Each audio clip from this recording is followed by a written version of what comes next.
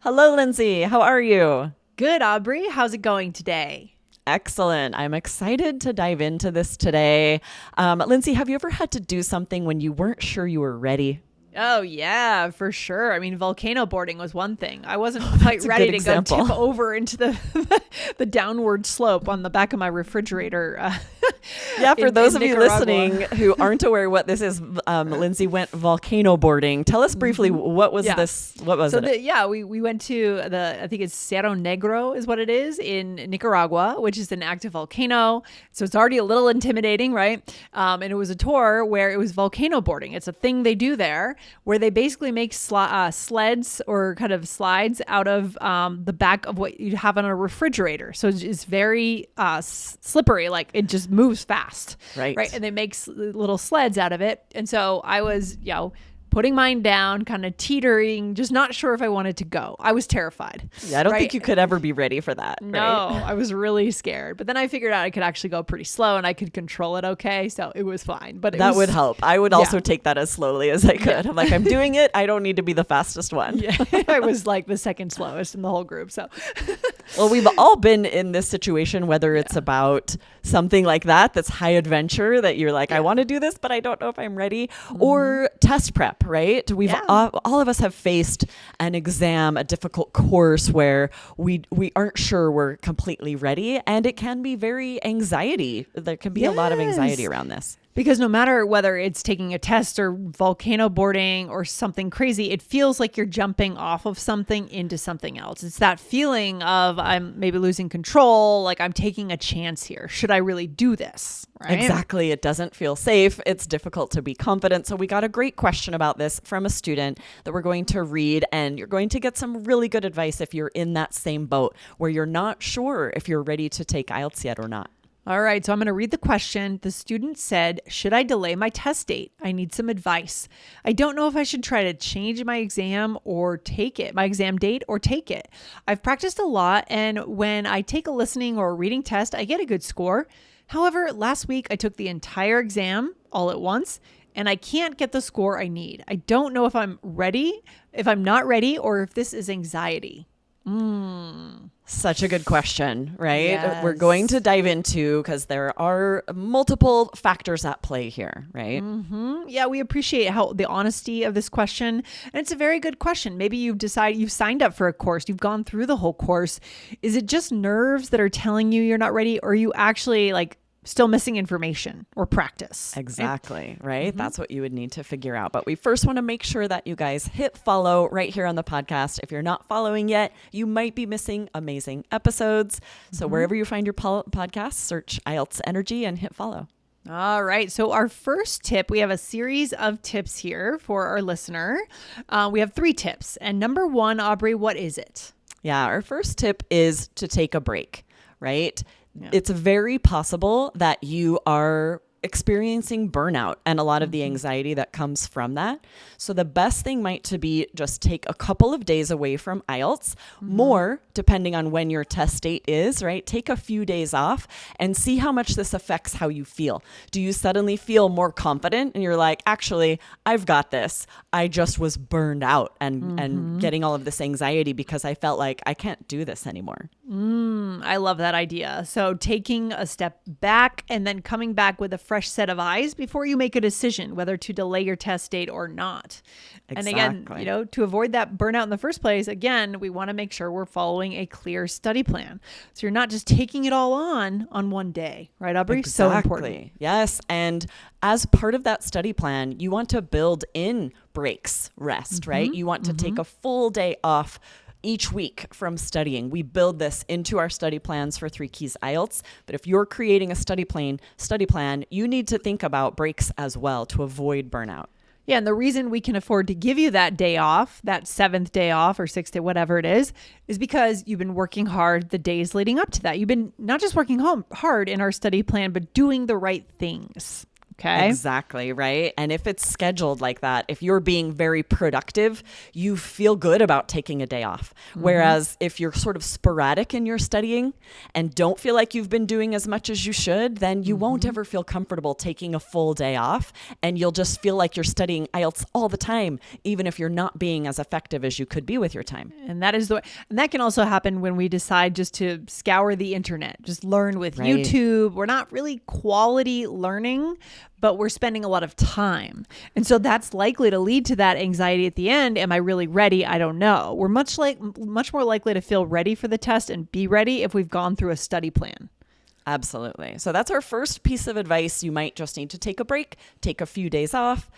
Our second advice is to get feedback, to figure out what you would score on speaking and writing. As this student mentioned, you can take IELTS listening and reading exams and find out exactly what score you would get, but you might just be answering speaking answers, writing essays without really knowing what they would score. And this can create a lot of anxiety too and make you feel like you're not ready if you don't know what scores you would get on those exams on test day. Yeah, don't do this by yourself, right? That's a recipe for a problem, right? You want to be connected to someone who can help give you that feedback and let you know if you're ready. Right? Yes. And you've heard this from us before, but it also can't just be, your speaking partner or any English teacher or even like a TOEFL teacher, because IELTS is so specific, the scoring system and what the examiner is looking for. So you really need to make sure that this is an IELTS expert, someone who really knows the exam that can tell you what scores you would get on test day. Exactly. And our last piece of advice is to be confident. So what do we mean by this? Yeah. So sometimes the only thing missing really is confidence, right?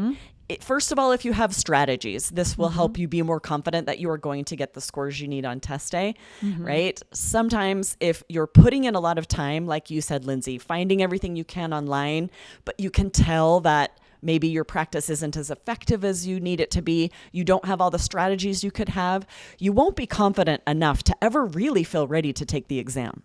Yeah, I really think some of this is just self-understanding, self-awareness, because Absolutely. I think that our best students who follow our study plan, do the whole course, they are like raring to go. They're ready to go into that test center. I think in your heart of hearts, you probably know whether you're ready or not, right? But do you have a history of questioning yourself even when you're fully prepared? Right? I think we kind of know the answer. Yeah, we kind of know the answer, right? Because that can happen, right? If you know yourself and realize like, I have put in the work, I do have the strategies, and you just have a tendency to self-doubt or to feel anxiety. There are things you can do. First of all, just recognizing that, acknowledging it so that you can help yourself choose to be confident. Yeah. And then there's the other side, which is just kind of not knowing anything, like what a native speaker might do. A native speaker would enroll for IELTS, probably not even think they had to prepare. And that's the other side of not having an awareness of what you need to know. That's an overconfidence, right? So we want to make sure we're not on that side either. Right. Because that happens as well. You go on test day thinking, I've got this, this will be easy, and actually end up getting a low score because you don't have strategies. You don't understand the scoring system. Like you said, even native speakers can get low scores on the IELTS exam if they don't know what to expect. Yeah, we've seen it. Native speakers can get 6s, right? 6s, maybe 7s, but you'd think a native would get a 9, right? You'd expect that. Not always true. Okay. So interesting. Exactly. Yeah. All right, Aubrey. So what should we do if we do decide, okay, I need a little bit more time. I haven't really properly prepared. Maybe I'll get into a study plan. What do we do? Yeah. So if you sort of follow these 3 tips and you're realizing, maybe your date's this Saturday and you don't have time to take a few days off, you recognize I'm not going to be able to be prepared by Saturday. You might decide you do need to delay or change your date. So you'll need to know what are your options, right? So IELTS does allow you to change your test date, but it's subject to availability and might incur a fee. So you'll need to check your individual testing center. This is different for different testing centers, but if they have seats open, then you likely can change your test date. And then, or transferring your test date, but you do need to let your test center know ahead of time, like 5 weeks ahead. So ideally, it's not something we're getting to the day before, the week before, and realizing we have to change it. We should be planning way in advance for this. right? Exactly. Some test centers do have more flexible policies, so check with them. But most date transfers need to be quite a bit further out. So this will be tricky. Sometimes your best option will be to go ahead and take the test Saturday, see how you do, and then you can start fresh with more time, right? Sometimes our best option is to make the best of our upcoming date and then move forward. Well, that's also the way to learn the most, right? I mean, that's why like startups, they launch when they're not totally, startup businesses, they launch when they don't have everything together, because that's how they learn about their market. They learn what they don't have. So if you consider it part of your process, you can always retake it as long as you're okay with paying the extra fee. It might not be the worst thing to just say, I don't think I'm ready, but hey, I'm going to take it. And then I'll know exactly what my gaps are for next month.